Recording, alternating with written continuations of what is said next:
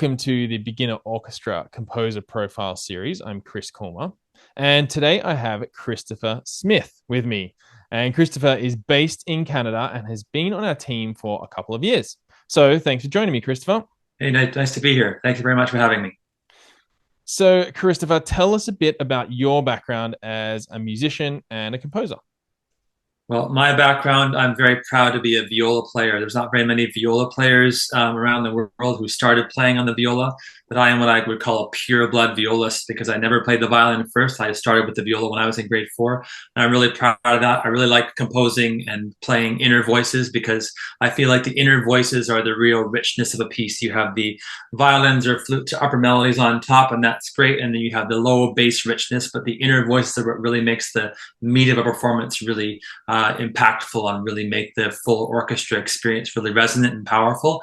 And the inner voices deserve those really rich parts as well as the harmonic parts, but also the rich textures and contrapuntal things and melodies as well. That's what I really like and enjoy. Nice. And what inspired you to start composing? And maybe sort of what do you like most about composing? Well, what sort of inspired me was that when I was working at international schools, I would just get whoever came in the door would be playing an instrument, and I wouldn't know what to do with that, and there wouldn't be very many pieces that were written for those instrumentations that would come in my door. And it started out with a small stringless group. I think it was just violins only, and I thought, well, I want to write something that these kids know that they have heard before, and they've heard pop songs on the radio. You get pop songs that are usually the more Western-based songs in most countries around the world. So most kids have at least heard these songs, and if they can hear the songs and then read them off the page, they instantly connect with them, and they just like, okay, I can do this, and I want to play this instrument, and I want to practice with my group, and I want to come to rehearsals, and it just sort of builds this snowball effect of enthusiasm. And I got a lot of success doing that with my orchestra group in Malaysia. And I was really inspired to move past my pop song arrangements then to making my own pieces because I felt like I was getting more successful at that and getting better arrangements each time and getting better skills. And I thought, well, I can do this a bit more seriously and have my own voice come out. So that's what really inspired me to go for it. Nice. And what is the most challenging thing then about composing? I'd say the most challenging thing is being sort of an expert at all the instruments and knowing how to write idiomatically for all the instruments. Especially, like I said, because you may get any instrumentalist walking through your door and being able to write idiomatically an interesting part for that student is really valuable and important. And it lends itself to me learning more about the instruments I'm composing for. And so it just broadens my expertise and sort of lifelong learning that I do as a musician, which I think is a powerful thing about being a musician. So yeah, that's definitely challenging, but I have grown a lot through that. Yeah, it's such a tricky part of the process. Absolutely. Mhm. So you must have a pretty broad spectrum of influences and I guess what you like to listen to as a composer.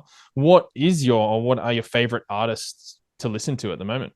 I'm not too deep in the weeds on my musical tastes, but I do have some who I think are really important to me. I really like Charlie Puth right now.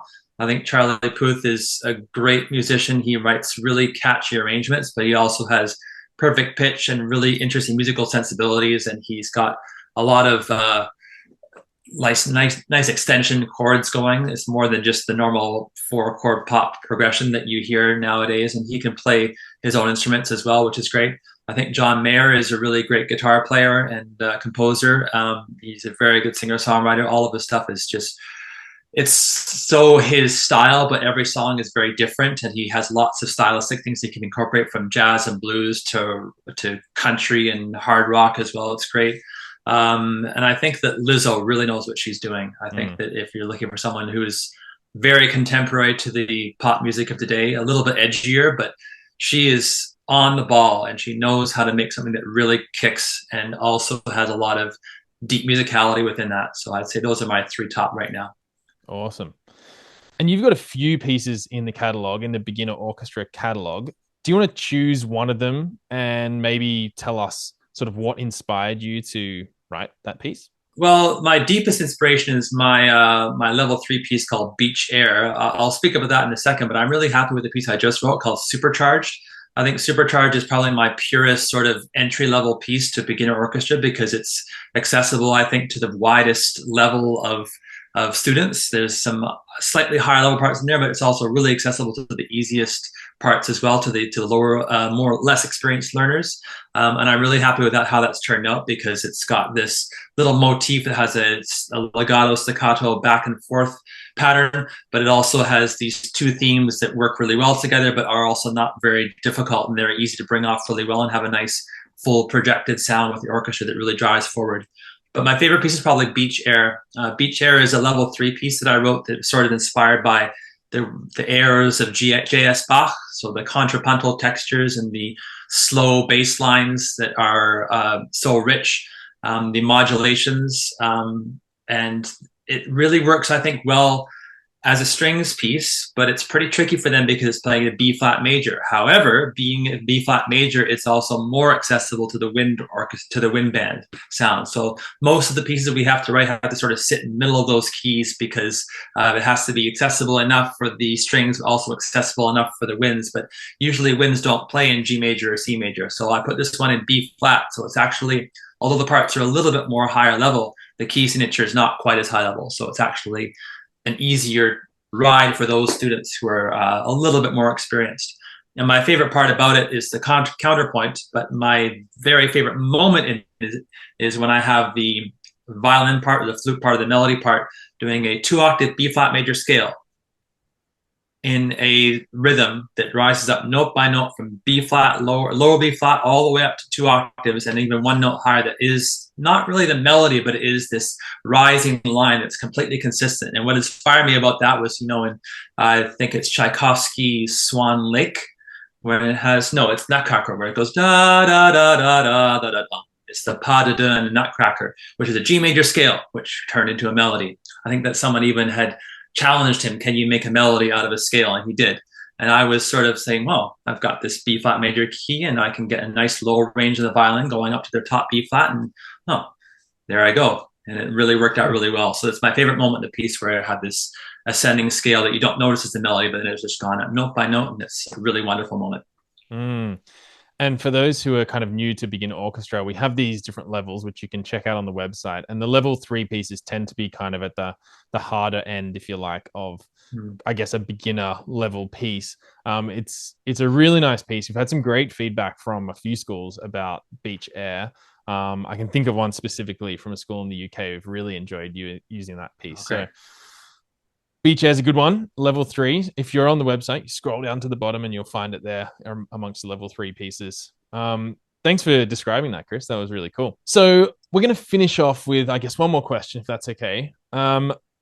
What is one piece of advice you would give to a musician who's maybe in an orchestra, who's at the beginning of their journey?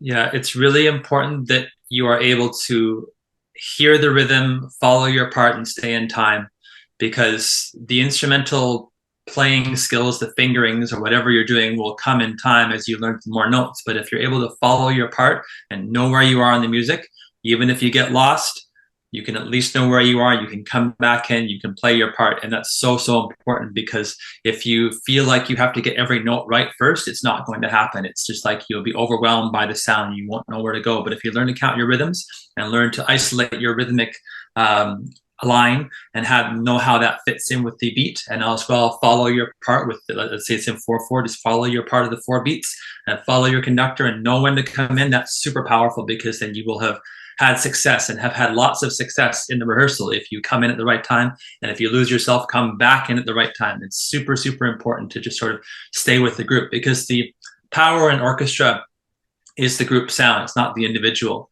Most of the time in an orchestra of even, let's say, 20 people, if you make a little mistake, no one's going to hear it.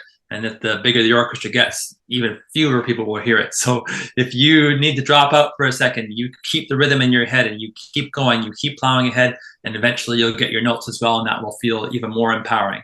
But if you're worried about getting every note right, you're going to feel really a little bit tentative about going forward, and it'll be tricky for you to have that big leap. Whereas if you stay in time, the leap is already made, and you'll inspire yourself to keep going, and you'll be able to play along with your group, and those beside you will be able to play along.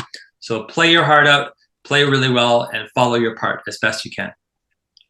Great advice. Christopher, thank you for your time. No Anything worries. else you wanted to add? Enjoy the beginner orchestra pieces. I've had a lot of fun writing them. I've got 5 pieces now, and I'm really thrilled to be part of this community. And thank you for including me. I appreciate it.